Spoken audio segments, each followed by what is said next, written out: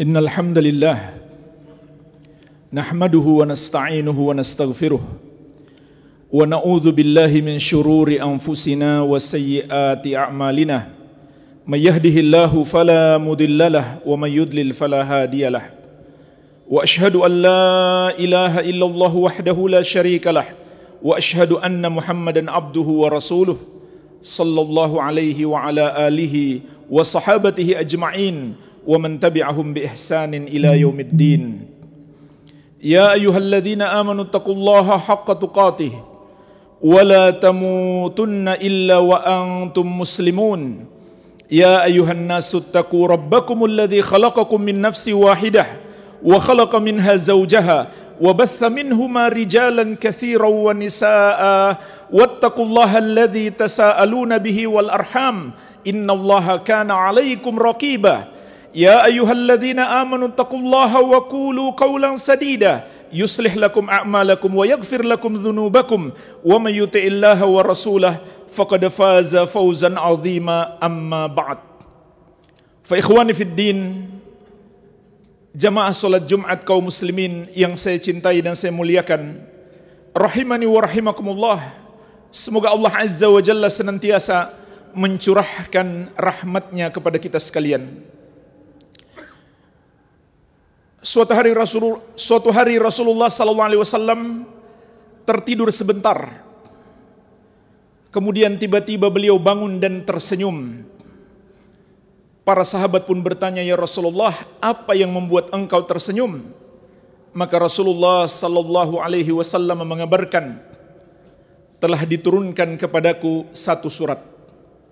Lalu beliau membaca, "Bismillahirrahmanirrahim. Inna a'tainakal kautsar fasholli li rabbika wanhar inna syani'aka huwal abtar."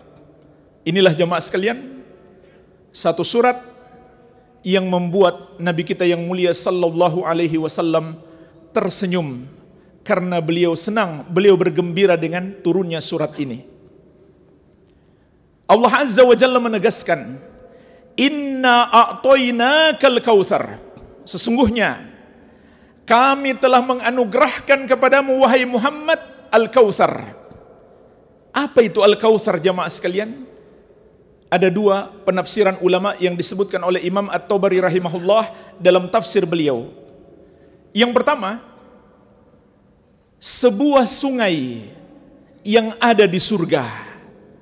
Dan ini ditegaskan langsung oleh Rasulullah sallallahu alaihi wasallam. Beliau bersabda, "Nahrun wa'adanihi rabbi fil jannah." Al-Kautsar itu adalah sebuah sungai yang Allah janjikan untukku di surga. Dan dalam banyak hadis dijelaskan, sungai ini akan dialirkan juga ke padang mahsyar, ke tempat di mana kita dibangkitkan di hari kiamat sebelum manusia ke surga dan ke neraka. Ke tempat di mana kita diadili saat kita berdiri menghadap Allah, saat kita dibangkitkan dari kubur, saat kita disidang, saat matahari didekatkan sejauh 1 mil, saat manusia berkeringat, ada yang keringatnya sampai ke mata kakinya, betisnya, lututnya, pinggangnya, dadanya, ada yang tenggelam dengan keringatnya sendiri. Dan ketika itu tidak ada lagi sumber-sumber air. Semua yang ada di dunia saat ini musnah. Tidak ada satu gedung pun, tidak ada satu pohon pun untuk bernaung. Maka manusia ketika itu berada dalam kehausan. Oleh karena itu Allah juga mengatakan, "Wa nasukul mujrimina ila jahannama wirda." Kami giring para pendosa itu menuju ke neraka jahanam dalam keadaan haus. Maka saat itu ada anugerah khusus untuk para pengikut Rasulullah sallallahu alaihi wasallam. Mereka akan minum dari telaga beliau, telaga yang ada di padang mahsyar yang airnya berasal dari Al-Kautsar, sungai di surga, yang kata Nabi sallallahu alaihi wasallam airnya itu lebih manis daripada madu, lebih putih daripada susu, Man syariba minhu lam yadhma abadan. Barang siapa yang minum darinya, dia tidak akan pernah merasa haus untuk selama-lamanya. Sebagaimana juga kelak di surga, umat Nabi Muhammad SAW akan diizinkan oleh Allah untuk meminum dari telaga Al-Kautsar. Dan ayat ini juga menunjukkan kepada kita, Nabi kita yang mulia sallallahu alaihi wasallam dan orang-orang yang benar-benar mengikuti beliau dijamin masuk surga. Bagaimana mungkin ada seorang muslim yang mengatakan Nabi sallallahu alaihi wasallam saja belum dijamin masuk surga, padahal Allah telah menegaskan, inna a'tainakal kautsar, sesungguhnya kami telah menganugerahkan kepadamu wahai Muhammad al-Kautsar, nikmat surga yang khusus, yaitu sungai yang airnya lebih manis daripada madu, yang lebih putih daripada susu. Barang siapa yang minum darinya, dia tidak akan pernah merasa haus untuk selama-lamanya. Begitu pula umat beliau, Nabi SAW menegaskan, kullu ummati yadkhulunal jannata illa man aba. Semua umatku akan masuk surga kecuali yang enggan. Beliau ditanya, ya Rasulullah, siapa yang enggan masuk surga? Maka beliau menegaskan, man ata'ani dakhalal jannah wa man asani faqad aba. Barang siapa yang menaatiku, dialah yang akan masuk surga. Dan barang siapa yang menentangku, tidak mau meneladaniku, dialah yang tidak mau masuk surga. Ini makna Al-Kautsar yang pertama. Sedangkan makna yang kedua, diriwayatkan dari Ibnu Abbas radhiyallahu anhu, beliau mengatakan, Al-Kautsar itu artinya adalah al-khair al-katsir, kebaikan yang melimpah. Dan Al-Kautsar, sungai di surga, bagian dari kebaikan yang melimpah di akhirat.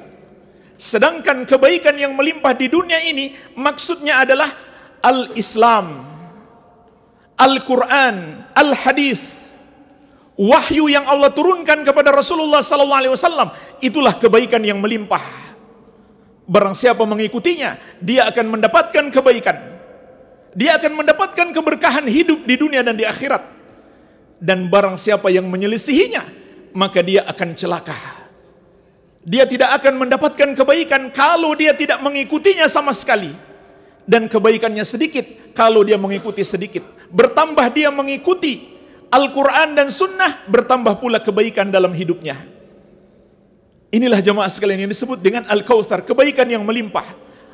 Wahyu yang Allah turunkan kepada Nabi Muhammad SAW, yang isinya adalah agama Islam, yang terdapat di dalam Al-Quran dan hadis-hadis beliau sallallahu alaihi wasallam, sebagaimana beliau ingatkan kita, taraktu fikum amrayni ma in tamassaktum bihima lan tadillu abadan, kitaballah wa sunnat rasulih. Aku tinggalkan untuk kalian dua perkara, kalau kalian terus berpegang teguh dengannya, kalian tidak akan tersesat selama-lamanya. Itulah kitab Allah, Al-Quranul Karim, dan sunnah Rasulnya atau hadis-hadis beliau sallallahu alaihi wa ala alihi wasallam. Maka beliau berpesan kepada kita, ini yang Allah anugerahkan kepadaku, dan ini pula yang aku wariskan kepada kalian. Kalau kalian mengikutinya, kalian tidak akan tersesat. Dan itu bermakna sebaliknya, kalau kalian meninggalkannya, kalian pasti tersesat. Sebagaimana Nabi SAW mengingatkan kita, laqad taraktukum 'alal bayda lailuha kanahariha la yazigu anha illa halik. Sungguh, aku telah meninggalkan kalian di atas ajaran yang sangat putih bersih, ajaran Islam yang sangat terang. Barang siapa yang menyimpang darinya, menyelisihinya, tidak mau mengikutinya, niscaya dia binasa, dia tersesat, dan dia akan mendapatkan azab kelak di hari kiamat. Itu peringatan dan pesan Nabi Muhammad SAW kepada kita. Kemudian jemaah sekalian, karena Allah telah memberikan kepada Nabi-Nya Muhammad SAW Al-Kautsar, maka Allah perintahkan kepada beliau untuk bersyukur. Dan perintah ini juga ditujukan kepada kita, karena nikmat Al-Kautsar itu tidak khusus bagi Nabi Muhammad SAW, melainkan juga kita akan mendapatkannya kalau kita mengikuti petunjuk-petunjuk Nabi Muhammad SAW. Maka untuk mensyukuri nikmat itu, apa yang Allah perintahkan? Fasolli li rabbika wanhar, maka solatlah dan menyembelihlah hanya untuk Rabbmu. Allah secara khusus menyuruh kita melakukan dua amal ibadah yang sangat agung. untuk mensyukuri nikmat Al-Kautsar. Yang pertama salat, yang kedua menyembelih. Pertama salat, jamaah sekalian, kita pun paham bahwa salat itu adalah ibadah yang sangat agung, sehingga Allah menyuruh kita untuk mensyukuri nikmat yang sangat besar dengan melakukan salat.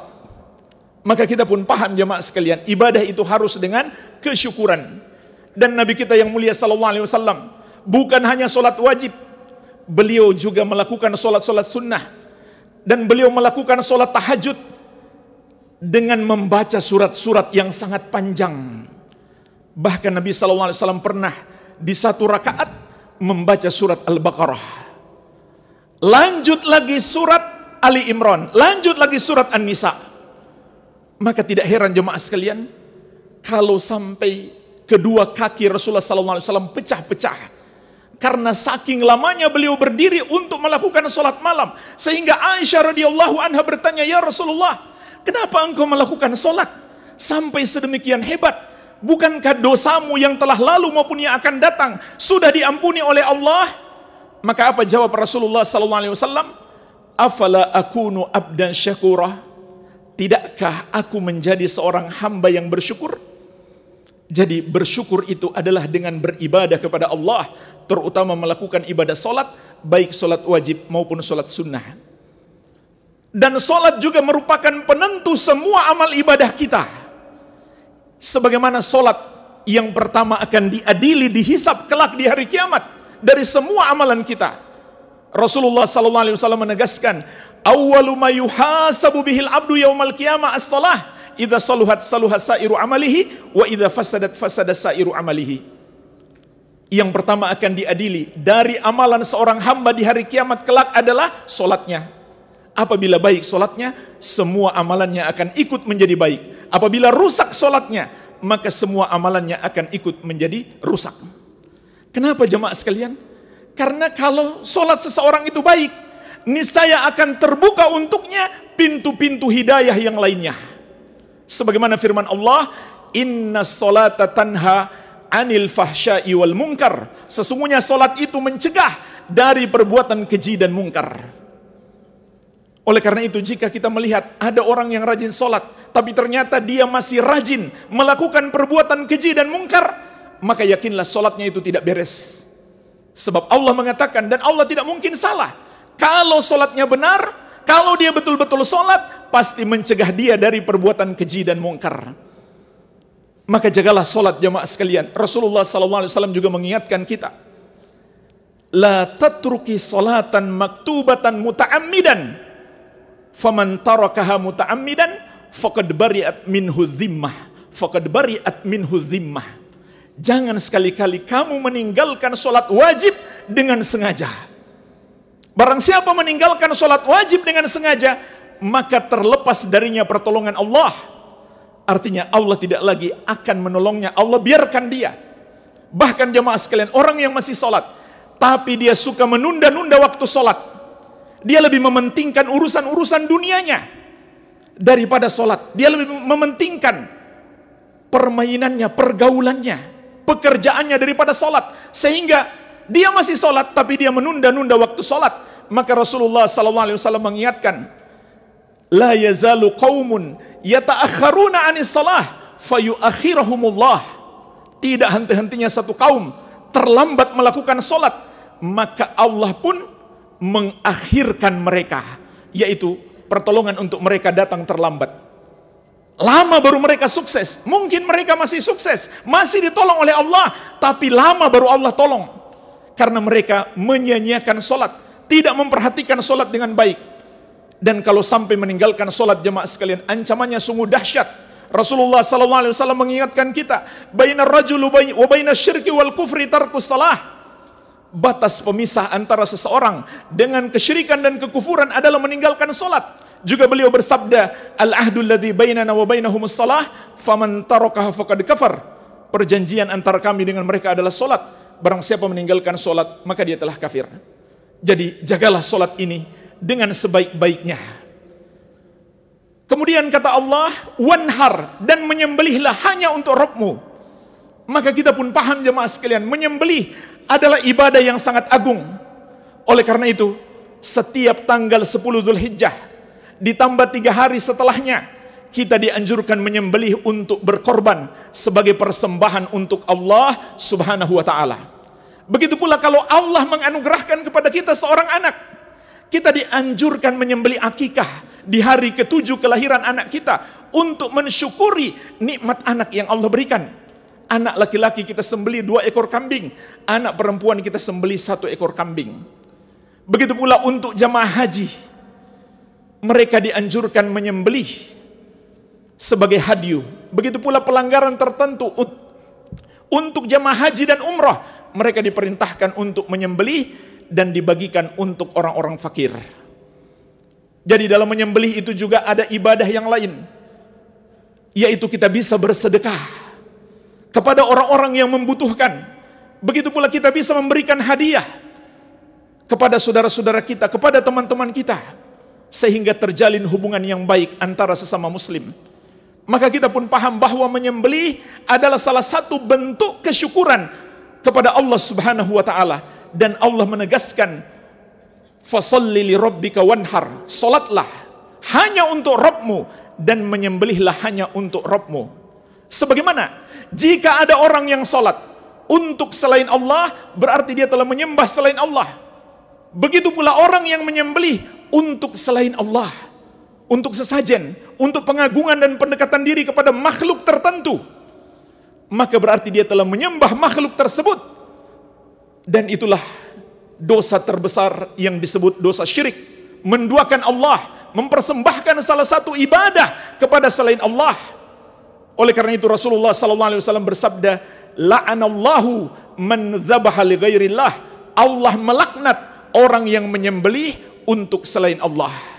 Dan termasuk budaya jahiliyah dahulu, mereka menyembelih untuk patung-patung mereka, mereka menyembelih untuk jin, mereka menyembelih untuk nenek moyang mereka, mereka menyembelih untuk orang-orang yang mereka anggap orang saleh. Maka Allah memerintahkan kepada Nabi SAW, "Qul inna salati wa nusuki wa mahyaya wa mamati lillahi rabbil alamin, la syarikalah." Katakan wahai Muhammad, sesungguhnya solatku dan nusukku, nusukku artinya sembelihanku, sebagaimana dijelaskan ulama ahli tafsir, hidupku dan matiku hanya untuk Allah Rabbul Alamin, la syarikalah, tidak ada sekutu baginya. Namun anehnya jemaah sekalian, perbuatan dosa syirik ini, dosa syirik dari zaman jahiliyah dahulu, hari ini dianggap sebagai sebuah tradisi yang baik, sebuah budaya yang baik. Bahkan mereka menyembelih untuk makhluk, yang makhluk itu mereka yakini sebagai penguasa di pantai mereka, penguasa di gunung mereka. Maka itu adalah kesyirikan yang lain. Sebab yang maha menguasai segala sesuatu hanya Allah Subhanahu wa ta'ala. Mereka juga meyakini makhluk itu maha mampu menolong mereka. Maka itu adalah syirik yang lain. Sebab yang maha mampu menolong kita hanya Allah.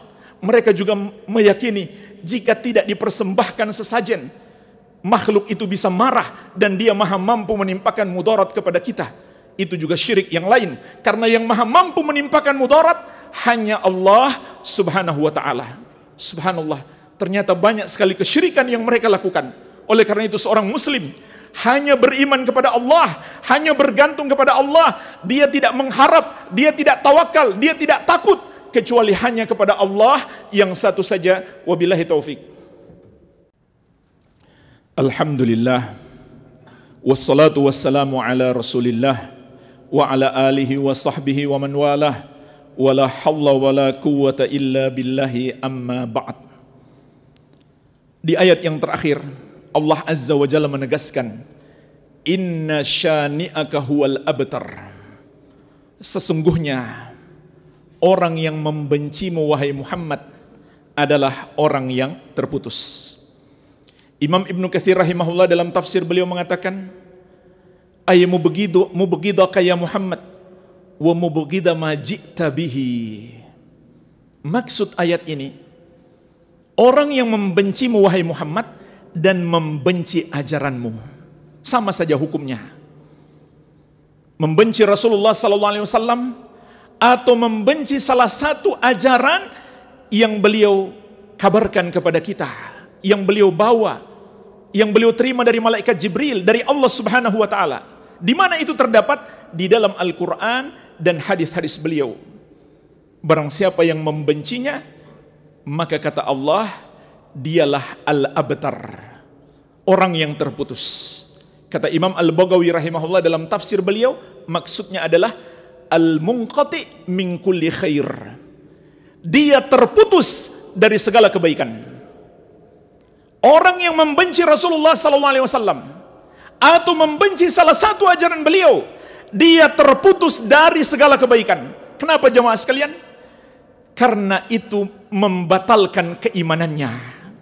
Walaupun dia mengaku beriman, walaupun di KTP-nya masih tertulis beragama Islam, mengikuti agama Rasulullah SAW, tapi kalau dia membenci Nabi Muhammad SAW atau membenci salah satu ajaran beliau, Islamnya batal. Berdasarkan kesepakatan ulama, tidak ada perbedaan pendapat. Karena iman itu adalah cinta dan pengagungan. Ketika seorang membenci Nabi Muhammad SAW, maka hancur imannya. Karena dia menghancurkan cintanya dan pengagungannya, pemuliaannya kepada Nabi Muhammad SAW dan kepada ajaran beliau. Itulah sebabnya Allah Azza wa Jalla juga mengingatkan, dzalika bi annahum karihu ma anzalallah fa ahbata a'malahum. Yang demikian itu mereka menjadi kafir karena mereka membenci ajaran yang Allah turunkan, yaitu Allah turunkan kepada Muhammad SAW yang terdapat di dalam Al-Quran dan hadis. Fa ahbata a'malahum, maka Allah menghapuskan amalan mereka. Nggak ada gunanya mereka sholat, percuma mereka bersedekah, tidak ada manfaatnya mereka puasa, berbuat baik kepada orang lain, nggak ada manfaatnya. Allah menghapuskan amalan mereka kalau mereka membenci Rasulullah SAW atau membenci ajaran-ajaran beliau. Yang lebih parah lagi jemaah sekalian, kalau disertai dengan penghinaan, pelecehan kepada Rasulullah SAW ataupun kepada ajaran-ajaran beliau. Allah ingatkan di ayat yang lain, Kul abillahi wa ayatihi wa rasulihi kuntum tastahzi'un. Katakanlah, apakah dengan Allah Subhanahu wa ta'ala dan dengan ayat-ayatnya atau ajaran-ajarannya dan dengan Rasulnya kalian memperolok-olok, kalian jadikan bahan tertawaan? La ta'tadiru, tidak usah kamu mencari-cari alasan. Maksudnya walaupun kamu main-main, tidak serius untuk menghina, hanya bercanda. Qad kafartum ba'da imanikum, kata Allah, sungguh kamu sudah kafir setelah sebelumnya kamu beriman. Apalagi kalau dia serius, memang bermaksud menghina, dia jadikan bahan candaan saja, menyebabkan imannya batal. Jadi hati-hati jemaah sekalian, ini tidak main-main. Ini dosa yang sangat besar, yang menghancurkan keimanan dan semua amalan kita. Oleh karena itu wajib bagi setiap muslim mencintai Nabi Muhammad SAW dan mencintai ajaran beliau. Meskipun mungkin jemaah sekalian, karena kelemahan iman kita, masih banyak ajaran Nabi SAW yang belum kita amalkan. Tapi jangan sedikit pun kita benci terhadap ajaran beliau, apalagi sampai menghina. Jangan sedikit pun kita benci kepada orang-orang yang berusaha mengamalkan ajaran-ajaran Nabi Muhammad SAW. Wajib bagi kita mencintai beliau. Dan Nabi SAW mengingatkan kita, La yu'minu ahadukum hatta akuna ahabba ilaih min walidihi wa waladihi wan nasi ajma'in. Tidak sempurna iman seorang dari kalian sampai aku lebih dia cintai daripada orang tuanya sendiri, daripada anaknya sendiri, dan seluruh manusia. Maka Rasulullah SAW haruslah menjadi orang yang paling kita cintai melebihi seluruh makhluk. Kenapa jamaah sekalian? Karena beliau yang paling dicintai oleh Allah, dan karena beliau adalah orang yang paling sayang dan paling berjasa kepada kita, paling baik kepada kita, melebihi seluruh makhluk. Apa kebaikan beliau kepada kita? Menunjuki kita jalan kebenaran yang dengannya kita selamat di dunia dan di akhirat. Yang terakhir jemaah sekalian, ada sebuah hadis yang seharusnya membuat kita senang, yang seharusnya membuat kita bergembira sebagai orang yang mencintai dan mengikuti Rasulullah SAW. Anas bin Malik radhiyallahu anhu menceritakan, datang seorang Arab Badui kepada Nabi Muhammad SAW ingin bertanya tentang hari kiamat. Dia pun bertanya, Ya Rasulullah, mata sa'ah? Wahai Rasulullah, kapan hari kiamat? Rasulullah SAW tidak menjawab pertanyaannya karena beliau memang tidak tahu jawabannya. Sebab Allah tidak memberikan wahyu kepada beliau tentang waktu, kapan, tanggal, bulan, jam terjadinya hari kiamat.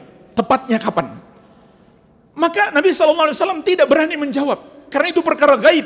Perkara gaib tentang masa depan, segala sesuatu yang terjadi di masa depan itu perkara gaib. Tidak ada yang tahu kecuali Allah. Nabi SAW akan mengetahui kalau Allah memberi wahyu.